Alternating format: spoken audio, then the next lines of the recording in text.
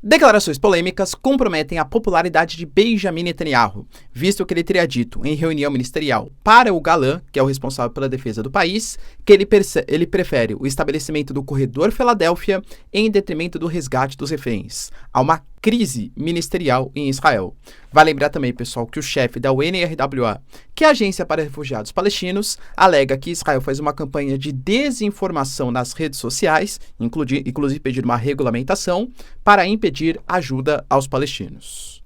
Enquanto isso, pessoal, a gente tem também o Zelensky garantindo que está numa situação extremamente difícil, visto que a Rússia está avançando em 4 pontos diferentes no campo de batalha, sendo que o responsável pela defesa garante que eles têm vantagens em praticamente todos os quesitos e exige ajuda do Ocidente. Enquanto isso, os Estados Unidos desconfia que o alegado motivo pela queda do F-16, caça cedido pelo Ocidente, está um pouco nebuloso por parte da Ucrânia. Será que, de fato, o pessoal da Zelensky estaria mentindo para os Estados Unidos?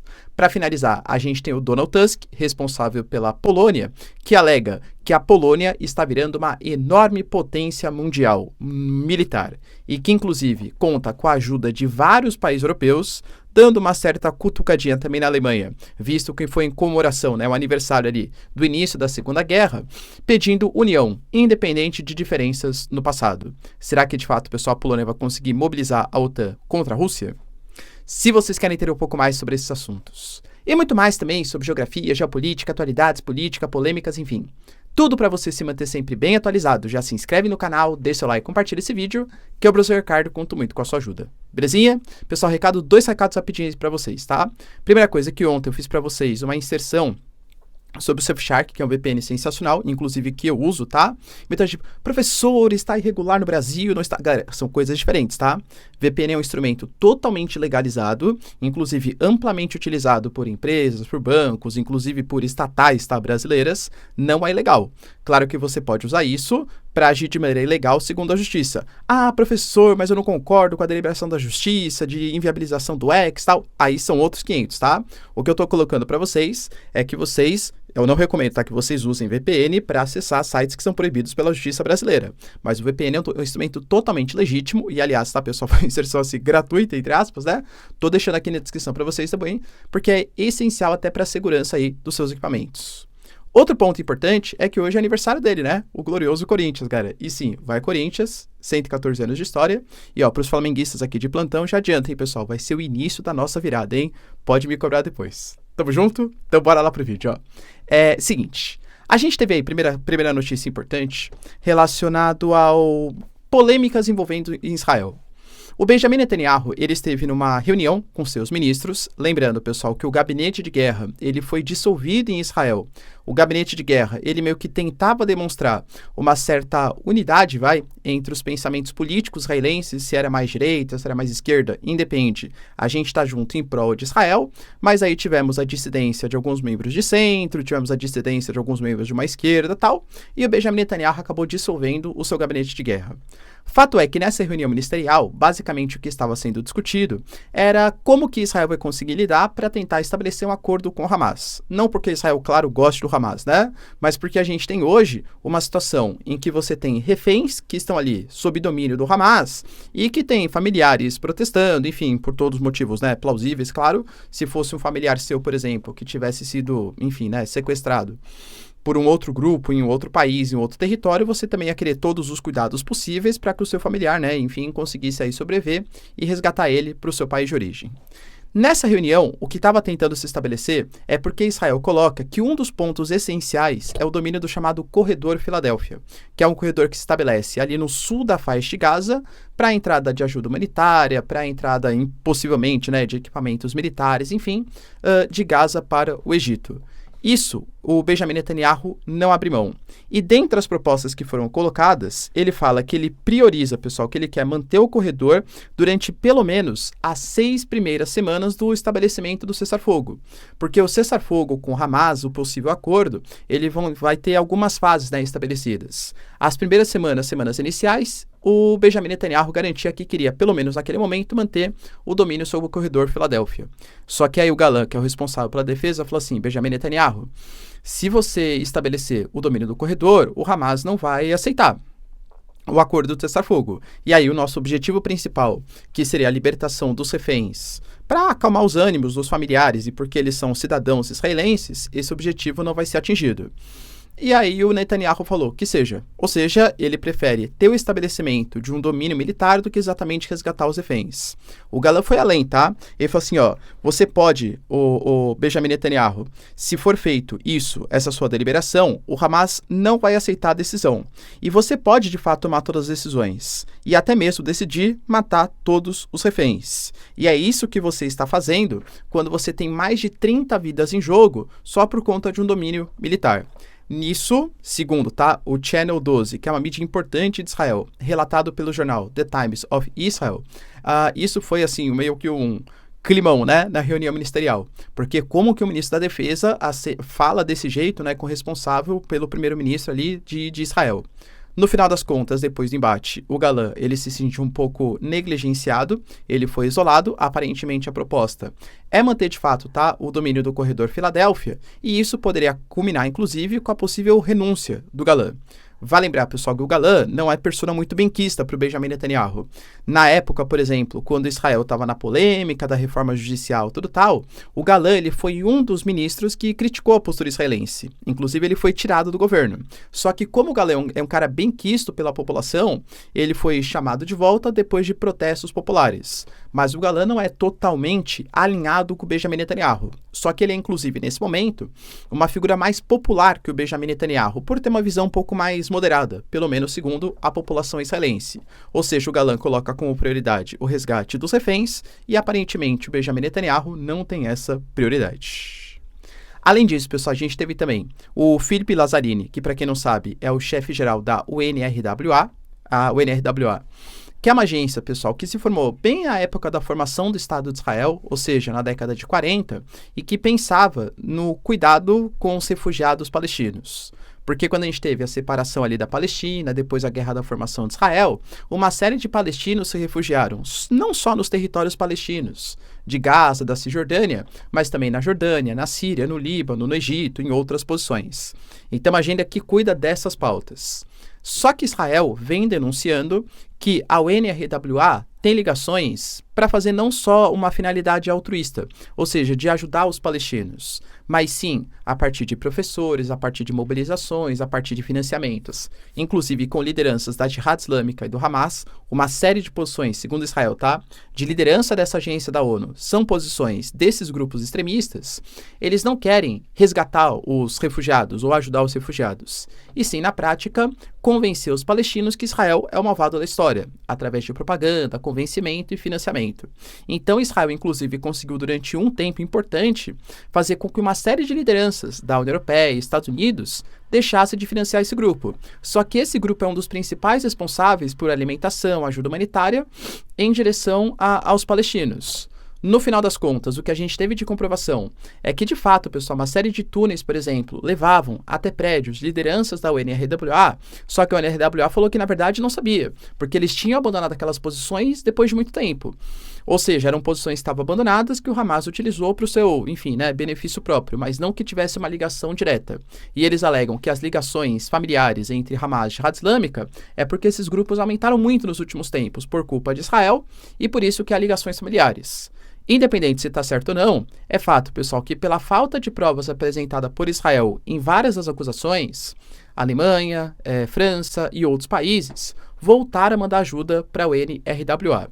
Israel, segundo o chefe, o Philippe Lazzarini, vem fazendo uma campanha de desinformação nas redes sociais e também usando o Google com financiamento, de campanhas, para que convença que, na verdade, é um grupo que não prega ajuda humanitária e sim esses fins maléficos, esses fins de aniquilação da existência de Israel.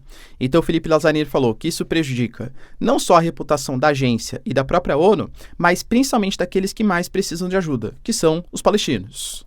Ele pede uma regulamentação das redes sociais, alegando, pessoal, que campanhas de desinformação financiadas por Estado não deveriam ser permitidas. E aí, você concorda com o Philippe Lazzarini? Numa época polêmica para o Brasil, né? Deixa aí nos comentários. Sem briga, pessoal. Vamos discutir aqui de maneira civilizada. A gente teve também, pessoal, notícias importantes sobre o Zelensky. O Zelensky, ele fez um pronunciamento ali oficial, até com uma cara um pouco chateada, vamos colocar assim, relatando que a Ucrânia está encontrando dificuldades no campo de batalha. Por quê? É fato, a gente vem discutindo isso nos vídeos, né? Que a Ucrânia, ela avançou em Kursk. Apesar de uma certa paralisação momentânea, dominando cerca de 1.200 km², que é um território, de novo, importante e significativo, mas a Rússia, ela vem avançando em outras posições mais estratégicas, principalmente em Donetsk. E o Zelensky, ele falou sobre isso.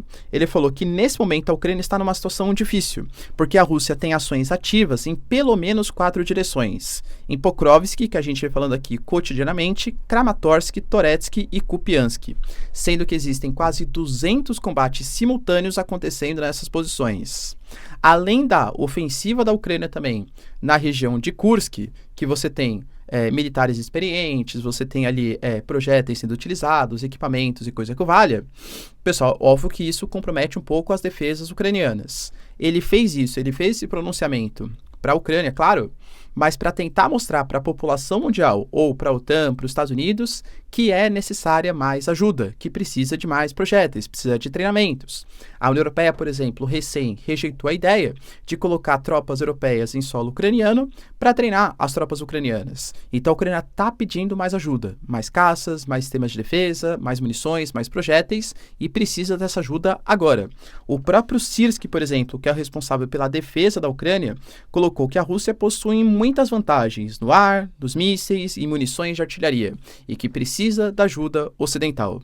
E, aliás, uma das poucas ajudas, vamos colocar assim, mais efetivas para solucionar a principal desigualdade entre Rússia e Ucrânia, que é a questão da defesa aérea, foram os caças F-16. E isso já está levantando de novo um grande embate. Por quê?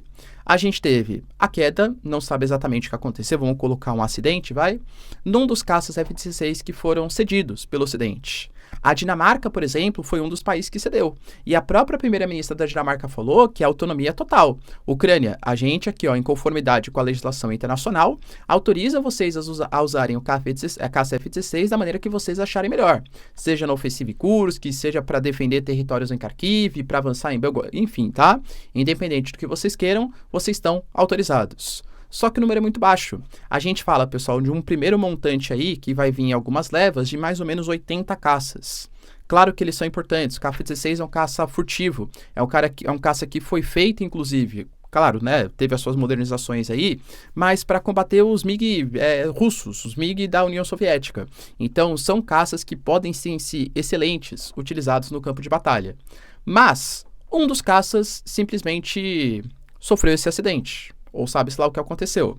Inicialmente, o Wall Street Journal colocou que foi um erro do piloto. Um piloto que ele era até relativamente famoso, ele fez um pedido, para os Estados Unidos de ajuda, ele recebeu treinamento na Europa durante meses, foi um erro do piloto. Depois a gente teve parte do legislativo da Ucrânia dando as devidas explicações, colocando que, na verdade, ele foi abatido pela defesa do sistema Patriot, ou seja, foi um sistema de fogo amigo, uma falha na coordenação entre as unidades. Depois, a gente tem agora o New York Times colocando que essa história de fogo amigo aparentemente está um pouco desconexa, por algumas evidências que os militares experientes têm. Eles estão colocando que possivelmente não foi o motivo. E aí, o motivo poderia ser, por exemplo, uma alta burocracia que existe, materiais obsoletos, militares mal treinados. Eu sempre falo para vocês, galera, para você lidar. Isso, Rússia e Ucrânia, tá? A Rússia também, galera, perdeu grande parte dos militares mais experientes, colocar ali recruta, pessoas sendo convocadas para ir no campo de batalha é bem diferente de colocar militares que estão treinados há muito tempo. A Rússia, pelo menos, tem a vantagem que ela usa os seus equipamentos e agora, claro, os drones iranianos, também alguns equipamentos da Coreia do Norte, de fato. Mas grande parte são equipamentos próprios, ou seja, já estão acostumados a lidar com esse tipo de treinamento. A Ucrânia receber novos blindados, novos equipamentos, caças, galera, é complicado, Não é você aprende a fazer num tutorial do YouTube e tamo junto, É uma coisa que exige um treinamento um pouco maior e está sendo feito às pressas. O Zelensky, por exemplo, ele acabou de demitir o responsável pela força aérea do país. O Syrskyi garantiu que, na verdade, isso faz parte de uma rotação e ainda não tem nenhum tipo de relação com o incidente que aconteceu com o caça F-16. Eu, particularmente, desconfio que não seja muito verdade. Mas o Zelensky, ele deixa um pouco nebuloso a história real do F-16, Porque, de novo, uma coisa super importante no conflito é a imagem que você passa, a imagem de vitória, tudo tal.